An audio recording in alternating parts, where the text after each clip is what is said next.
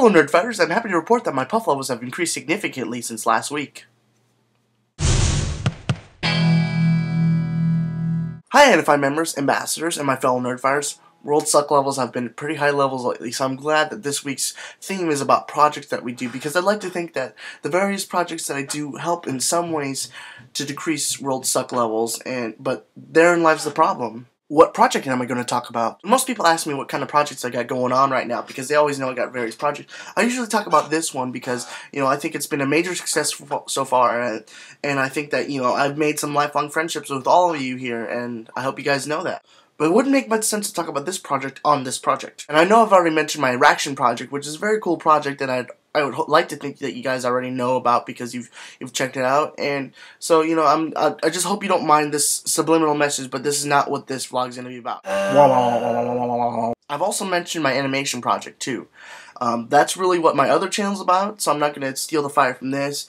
And I promise that there's going to be a new vlog up soon updating you on that situation. And so I really thought, what am I going to present to you that you guys haven't heard before? Because you don't want to hear the same old story again and again. It's Mike again talking about his Raktion, blah, blah, blah, blah, blah. So then I thought to myself, I know what I'm going to talk about.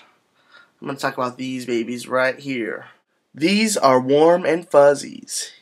As you can see, they are both warm and fuzzy. As many of you know, I'm a youth minister and I volunteer at my local parish and help out with the teen program there.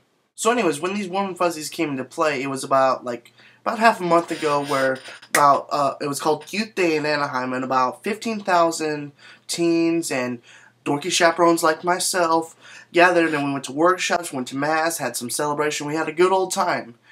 People attend from all over Southern California, from Los Angeles to the Inland Empire to Orange County. We even had some people join us from Hawaii, which was really nice to see. I think one of the best things about this whole event is that the teens have an opportunity to see that there's literally thousands of people just like them from all over the area that are proud of their faith. So naturally, we want the teens to meet these people. And the hardest part about meeting new people, especially for teenagers, is breaking the ice.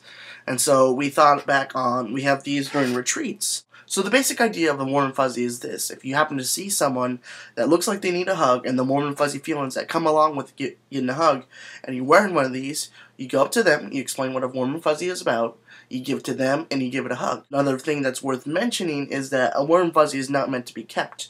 If it's kept, it becomes a cold and prickly, so you have to pass on the warm and fuzzy to the next person, and to the next person, and to the next person, because everyone deserves to feel warm and fuzzy at one point in their life. Now, I know this sounds a little complicated for some of you out there, but I made a little guide for you guys, so check it out. It's time for another good idea, bad idea. Good idea: giving someone a warm and fuzzy. Bad idea: giving someone a cold and prickly.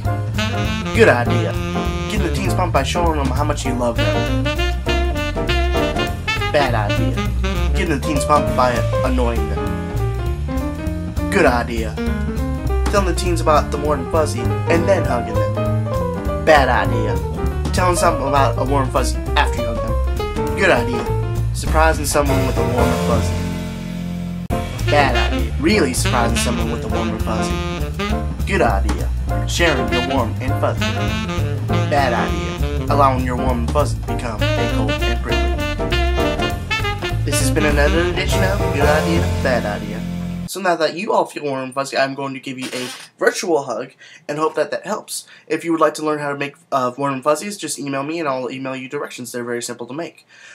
Look forward to all your guys' projects, and here's to making this week more awesome than the last.